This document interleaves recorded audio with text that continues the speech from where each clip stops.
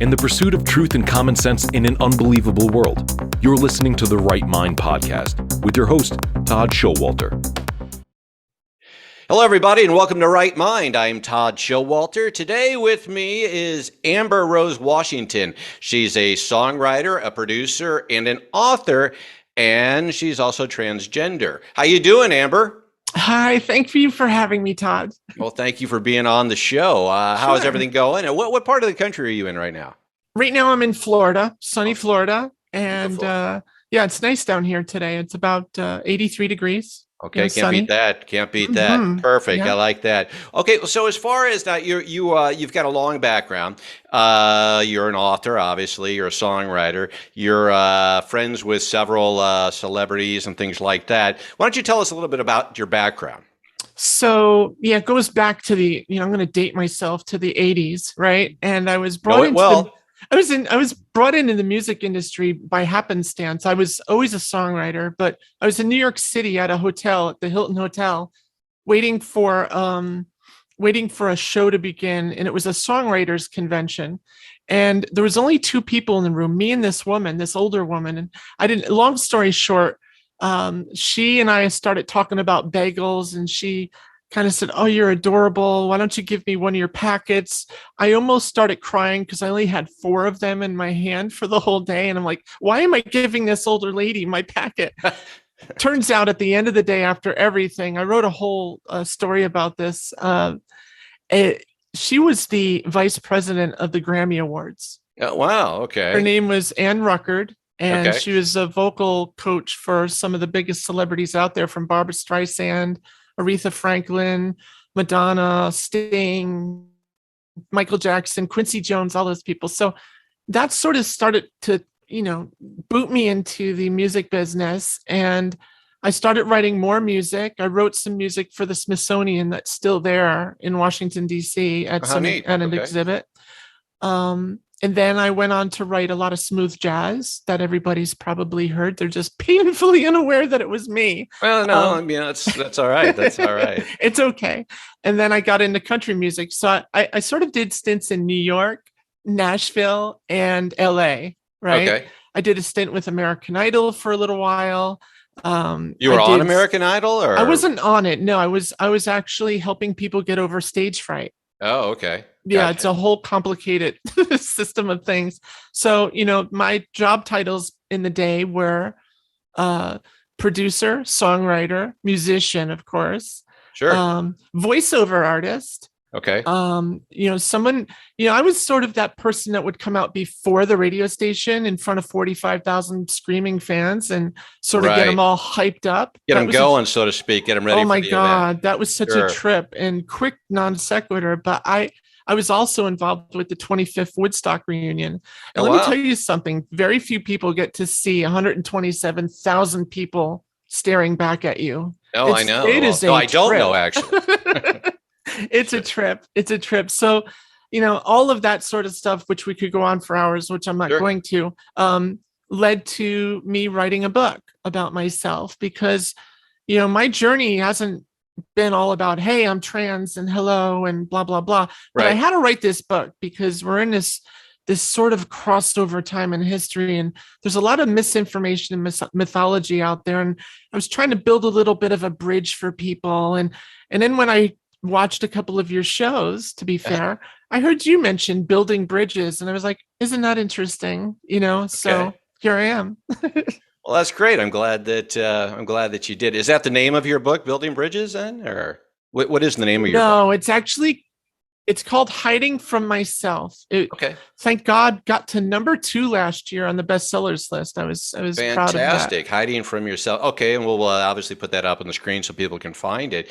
Well, tell us a little bit about your journey. Now, going back when you were doing the early producing and things like that, were you male? Yeah. Were you male then, and then you decided to make the transition? How did that work? So let me try to correct some of the nomenclature being used so that we can stay on the same page. Sure. There's never been a day in my life that I thought of myself as male, right? Right. So my thing is to sort of help people understand what this is. And when you're born trans, it isn't some decision that you make that, oh, I feel better as a girl, or I feel like a girl. There's a lot of people say, oh, you must feel like a girl. No, Todd, you don't feel like a boy or a male when you were a little kid. You just innately knew you were a boy and you were fine with it. Okay. Same with me. Between the ages of 3 and 8, we sort of figure that stuff out, every one of us. But for most of us, it's unconscious. For people like me, it's very conscious, not subconscious like it was for you, because there's an incongruity there. And that incongruity, I learned later in life, came from gestation. The first trimester of pregnancy is the differentiation of the human body and the reproductive organs. But in the second trimester, that's the interesting part. For some reason, and they've been able to sort of narrow it down quite a bit lately, why is it trans people are the way they are? And there's millions of people like this. And none of us like being this way, just so you know. But the one thing is that in the second trimester, they found that that's when the brain starts its physical transformation and physical differentiation into the male and female components. Okay. So like if you look at a natal female and a trans female, that would be me versus somebody that was assigned female at birth. Our brains look very similar. We have a thick cortical region, whereas a male has a very thin lining around the cortical region. And there's there's like 16 to 18 letters in some of these words, right? You'd have to look at these words. I don't want to say them online because I'll say them wrong. I know I will. But there's a whole lot that goes into this. And people always say all sorts of arguments against it. And I say, listen, relax. In 2003, April of 2003 was when we finally mapped the human genome. Before that, it took, we humans didn't know what the hell we were, as far as genetics go. We didn't have any idea until then. Then April 2003, we understood the human genome. But leukemia, let's look at little children born with leukemia. It's so tragic. I had a cousin born with leukemia. And, the doctors still scratch their head to this day as to why some kids get it and die and other kids don't get it. And then why some kids get it and then get cured, right? So there's certain things, what you're saying then, you've got certain aspects that, are innate that you are born with that separate, if I understand you correctly, that even though you're male, female, there's certain things that are innate that may differentiate you that we just don't see. Is that what you're saying? Yeah, there's parts of me that are actually physically that were physically male, and parts that are physically female. Okay, when you were growing up, and you mentioned like when you're a kid and things like that, and kids, the innocence of children, that's great. Everybody, just gets along, and that's whether it's gender, race, whatnot. Was there a certain point in your life when you thought, hey, wait, I'm more comfortable maybe with girls than I with guys? What was it? Was it more of an environmental thing, or was it more of a biological, where you personally felt different than those you were around? My parents didn't know how to handle when I came out to them. They didn't know what this was, right? I came from a Catholic family, and my mom, God rest her soul, I love her so much. She was my greatest ally, because even though she didn't understand what was going on, and she didn't even know how to put a name to it, because she was a nurse.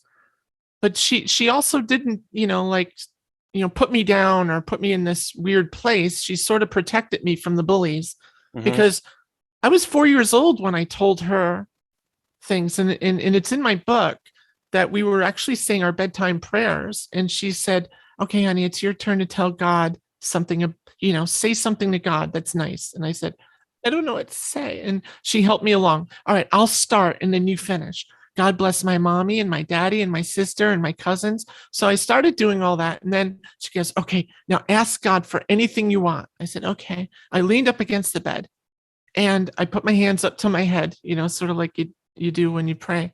And I said, God, please fix me by morning. And my mom looks at me. I was 4 years old. My mom looks at me and she goes, oh, honey, what's wrong? Do you feel sick? I said, no. And then I started to cry, apparently. Now, as I got older, mom was telling me this story, because as a 4-year-old, you can't remember the whole dialogue, Sure. So mom had to retell this to me. And And she said, you were just so upset because you knew you were like your sister, but you were being treated differently. Your sister was allowed to grow her hair out. You had to get crew cuts. She was allowed to be in the ballet at a very young age. I wasn't allowed to be in the ballet, and I asked over and over. And there's all these things that were like leading to that. As far as my friendships with kids in the block, before I even went to kindergarten, I had two friends, Right. and one of them passed this year of COVID, and she was one of the people that knew. I think she completely knew who I was by the age of 7.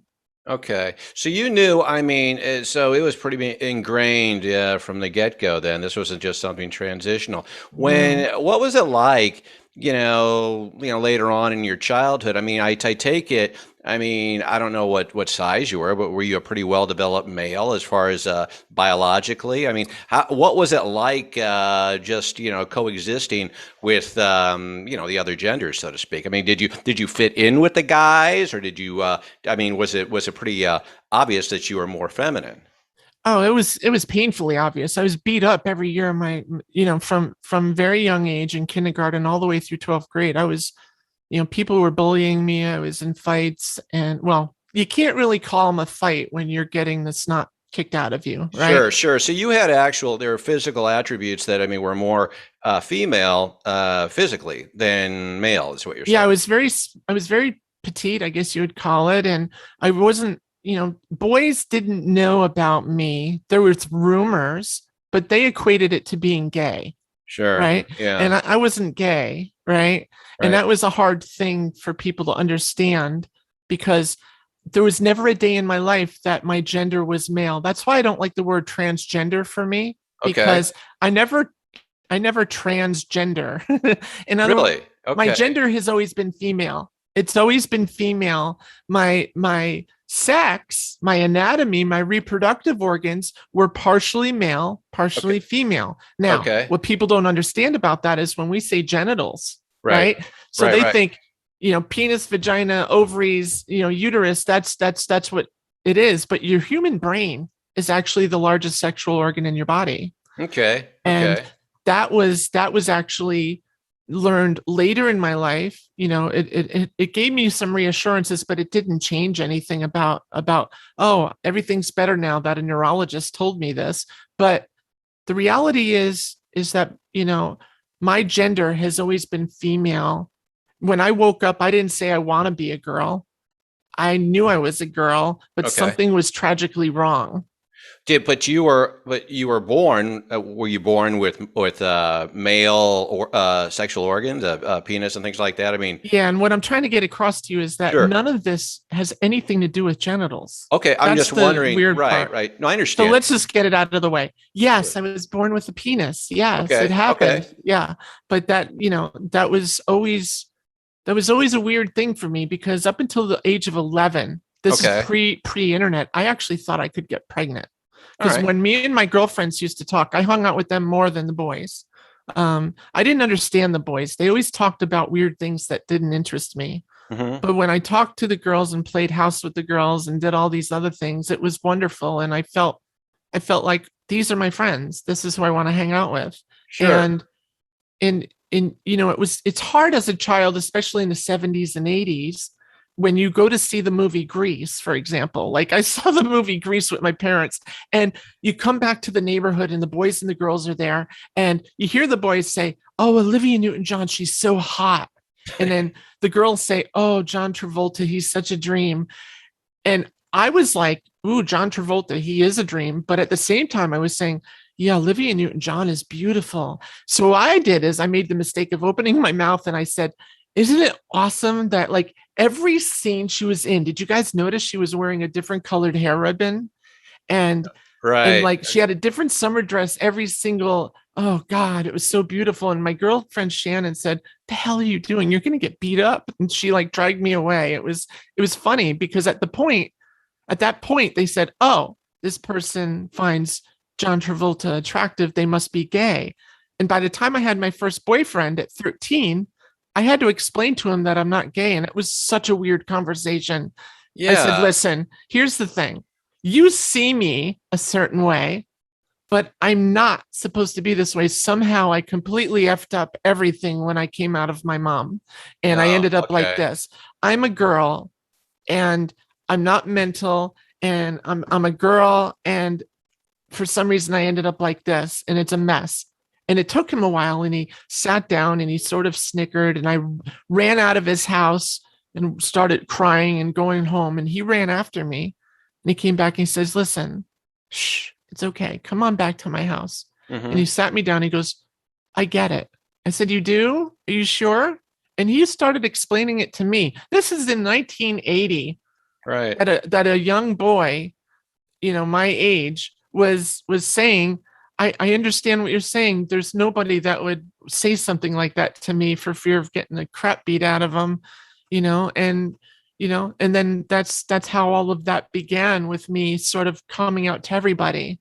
Okay. These short little conversations, because I grew up in a town that had more deer than people, right? Yeah. Well, it's like my backyard right now too. I think everybody does. Well, let me ask you something, and we don't have to keep going in this direction, but you mentioned that you're not gay. I mean, now, are you as a female? I mean, are you attracted to? I mean, do you date other females, or you date other guys, or how does that work? I mean, I've always been attracted to men, but society told me that I had to date women. Gotcha. Okay. Because most trans people that were born the years that I was born, in those decades, are scared to death of society, because we hear about people being butchered and killed and murdered and bullied and everything that you could possibly think of. And it's scary for us, because we don't know how to explain to people that we're not making this shit up. And by the time I was seeing psychologists in my early 20s and late teens, I was teaching them. So I ended up in New York City, 100 miles from my home. I grew up in the same place that the original Woodstock was actually taking place. And, I'm in New York City, and that's when I finally met the first doctor that understood what this was. Right. And I went through all of these different tests and mental exams and blah, blah, blah. Long story short, I've never had a mental health issue ever. They called it back in the day gender identity disorder, because the DSM, which is the psychiatric manual, explained, the only thing they knew how to define me was through something called gender identity disorder, which later became gender dysphoria.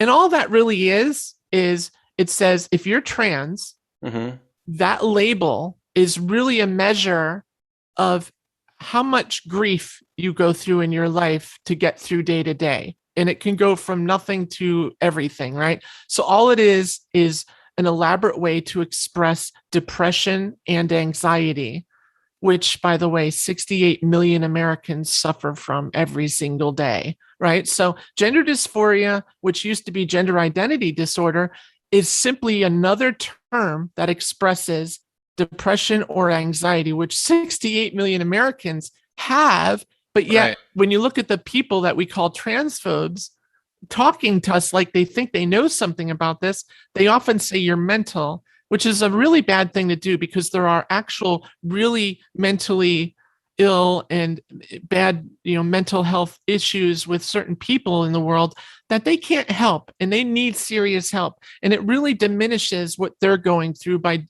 trying to call us a certain name that doesn't even exist. Everybody has this whole nomenclature and definition system completely ass backwards. Gender dysphoria is nothing more than a measure of how much does being trans impact you from a societal standpoint and from a self standpoint. The other mythology that exists, well, they must be confused and they must hate themselves. Well, I've never hated myself, and I've never been confused a day in my life. Now, the only time you could actually mention maybe confusion is, why the frig, I used an F word back then, did my sister get to do all of these wonderful things and go through all these wonderful moments, and I was disallowed from that?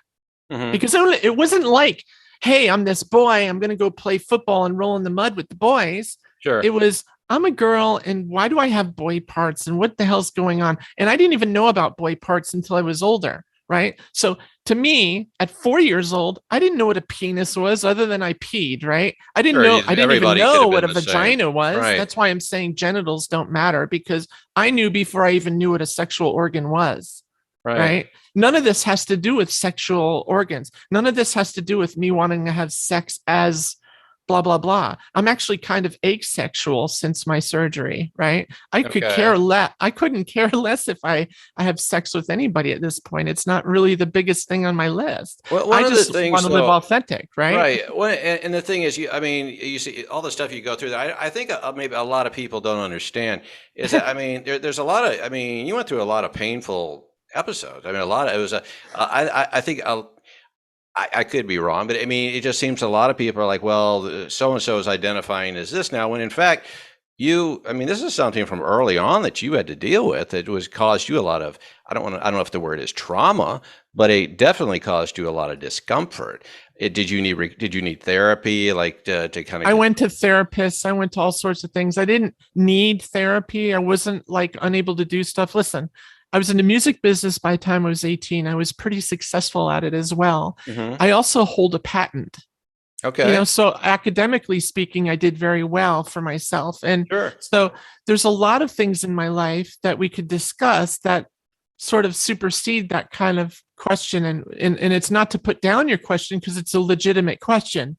But the reality is that most people that are trans, and I would say the overwhelming, when I say most, right, they may transition later in life. I've seen people transition in their 60s. Why? Mm-hmm. Right. Yeah. They're too friggin' afraid to do it otherwise, because one, they didn't want to lose their families. They didn't want to lose their job.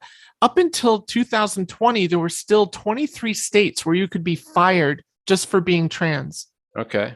Well, who wants to go through that, So a lot of people just said, this is my life. I'm just going to have to stay like this. And then all of a sudden, when certain laws get passed or something, they say, I feel so much better. I can finally do this. It's, my God, it's the 11th hour already, but I might as well. It's all we want is to feel, like you do. You feel like a human being because you were congruent. You're called cisgender, means cis, CIS, which means on the same side of gender. Right. Gender, which means you're comfortable with your gender. You are actually, your brain and your body align correctly. And there's a study from the University of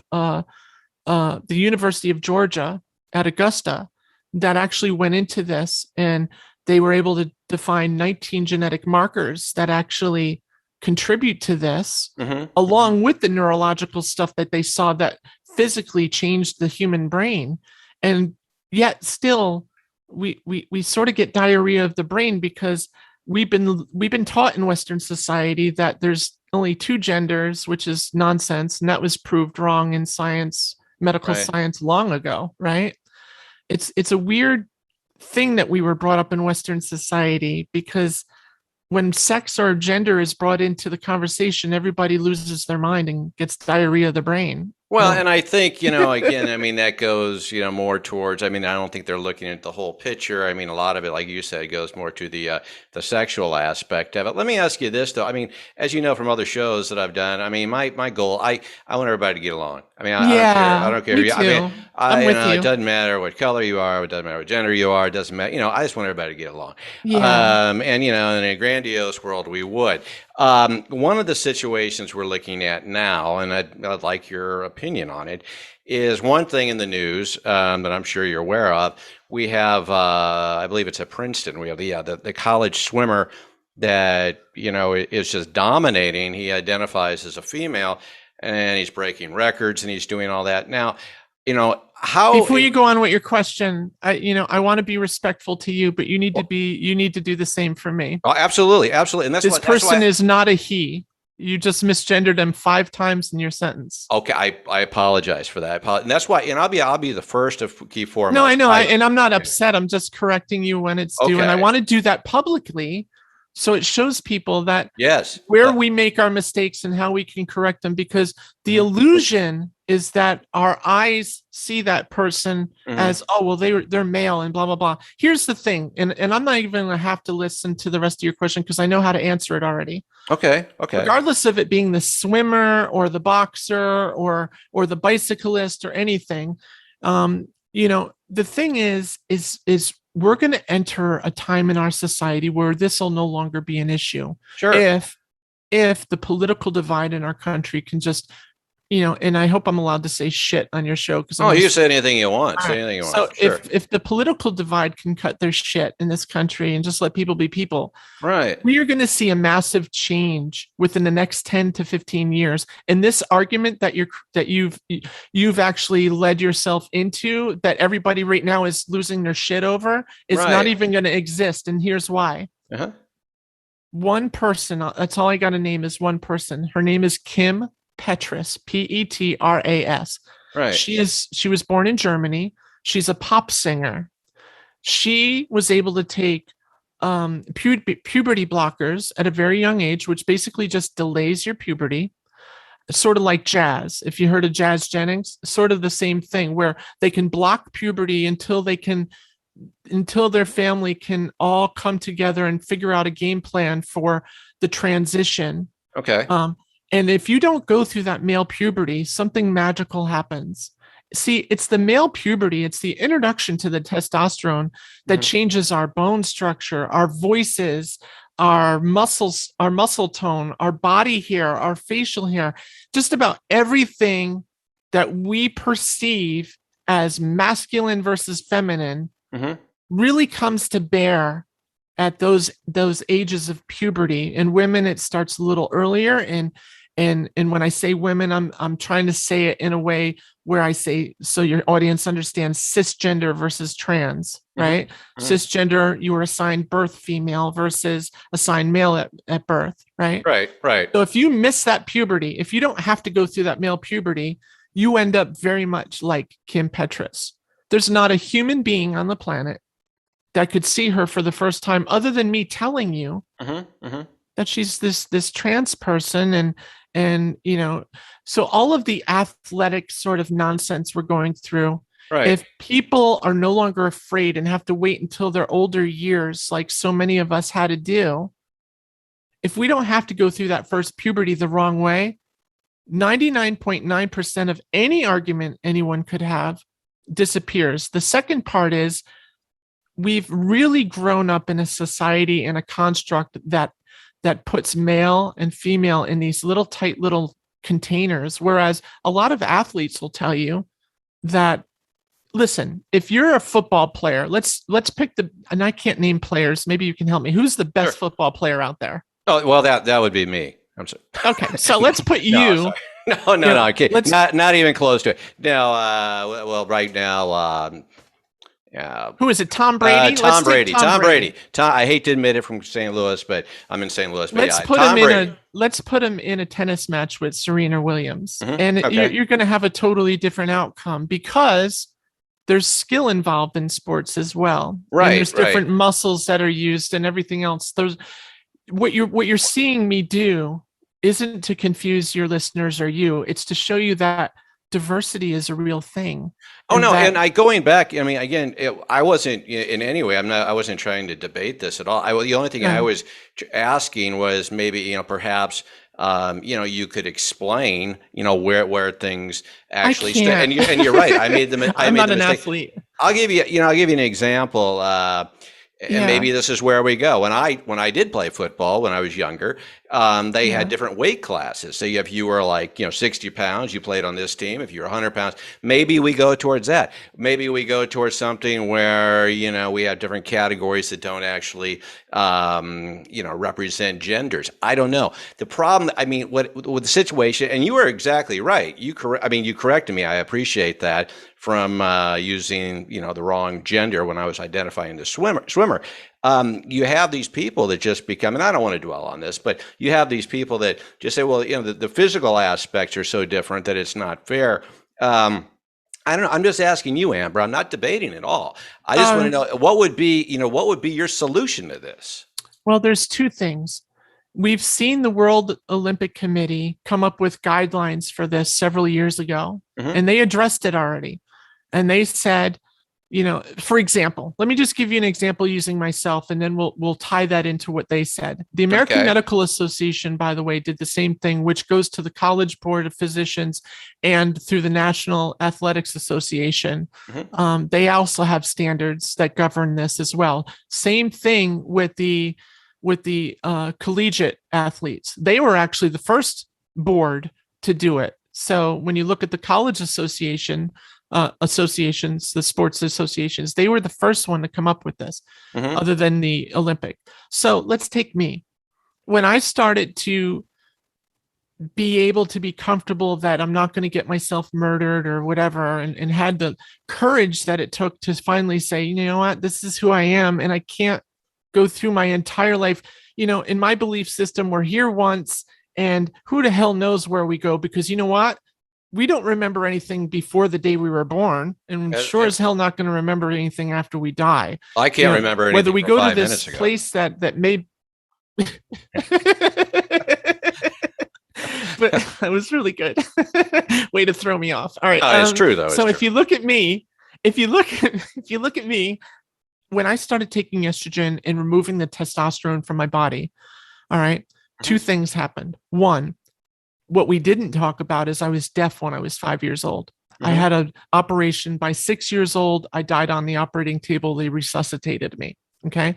By the age of 25, I was diagnosed with a rare blood cancer, and I was in oncology wards hooked up to machines for 10 years. Okay.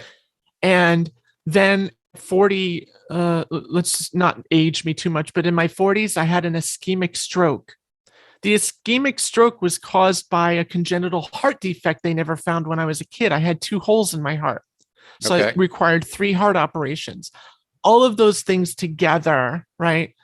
I'd rather go through them all over again than to be born trans one more time, right? So when you look at when we removed the testosterone from my body and introduced the estrogen full-time rather than piecemeal like I had been doing for 30 years, I was taking estrogen in my 20s and, ordering it wherever I could, but I was too scared to see a doctor because they would just be, oh, you're mental or whatever it was. So when I started doing that, 2 things happened. The cancer went away. My endocrinologist, hematologist told me, he said, I don't mean to poke fun at anything, but I want you to smile for a little while. You running around in what you were calling boy mode was actually killing you. That testosterone in your body was toxic, and it was actually the cause of your blood cancer. Right. And it went away. That goes back to what you were originally saying in the beginning. I mean, unfortunately, we've got to wrap up, but I'd love to follow up with you on all this. I'm so sorry. I'm having some difficulty hearing you. You're breaking can you hear up. me now? Can you hear me now? Sorry, can you hear me? We had a little. Can you hear me now? Oh, yes. Sorry about that. Yes. Yeah, I was like you were mentioning earlier. I mean, I think, and again, unfortunately, we got to wrap up here, but there's a lot that we just don't know.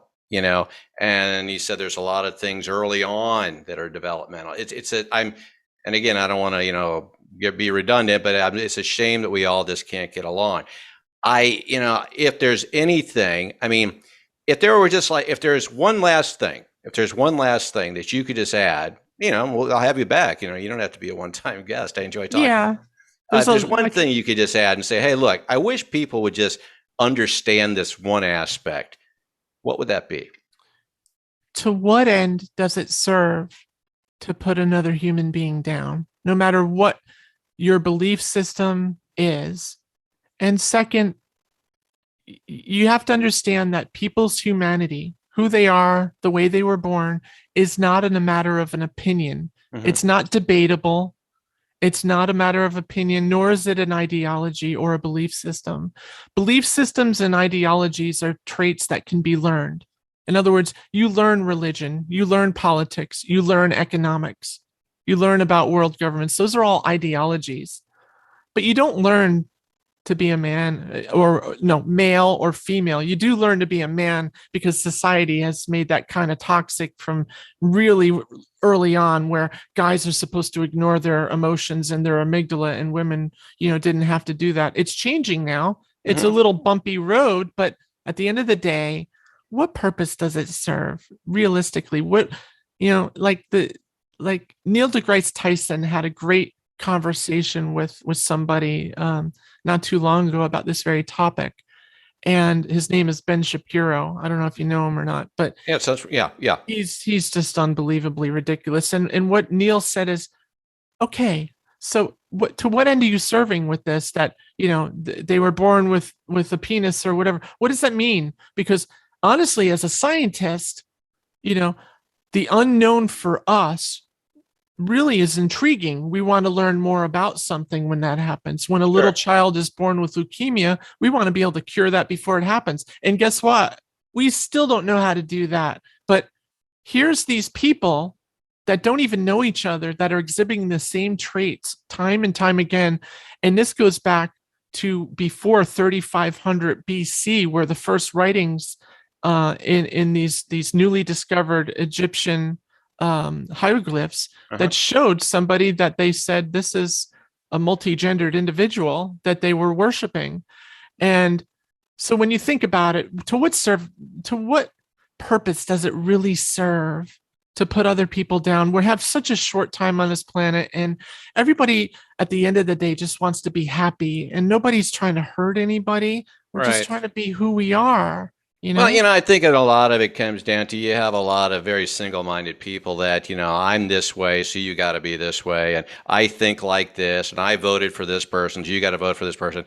So I think it's a lot of single-minded, narrow-mindedness that causes that. What we got to do, though, is we got to look beyond those people and realize that the world's a bigger place than it is. And the last note I wanted to say was this. You said something about building bridges. So I wrote something very simple. It's one sentence, and it said, it's really hard to build a bridge when the roads we drive on have different driving rules and speed limits depending on the car you drive. That's very true. That's very true. Yeah. That's my author coming out of me. One last thing, what can you give us the name of your book again? And is it available on Amazon or? Yes. It was #2 on Amazon once upon a time. Okay. It's called Hiding from Myself. Hiding from Myself. Amber Rose Washington. Okay. And we'll put that up there and make sure that people check it out and get in touch with you. I would like you, I say this, people say, oh, you always say this to your guests, but I don't say it to everybody. I would like to have you back. I'd like to talk, because there's so much more we could talk about on this. And like you say, I'm as clueless as anyone. I made the mistakes as you saw. I think a lot of people are walking on eggshells, or say, I just don't want to say the wrong thing like I did. And, but I thank it's you okay. thank you for being patient. Thank you for being patient with me. I think we would have these kind of conversations, and just as adults, talk things out. I think that would be key to eliminating a lot of this friction that we have that's really unnecessary. So I want to thank you for being on the show today, Amber, and I do hope you'll come back. Okay, that would be lovely. Thank you. All right. Well, thank you so much. Pleasure. All right, to everybody. meet you, well, thank you for joining me. I'm Todd Schowalter. You've been watching and listening to Right Mind. And remember, if you don't have a right mind, you don't have a mind at all. Till next time. Bye-bye. This has been the Right Mind Podcast with Todd Schowalter.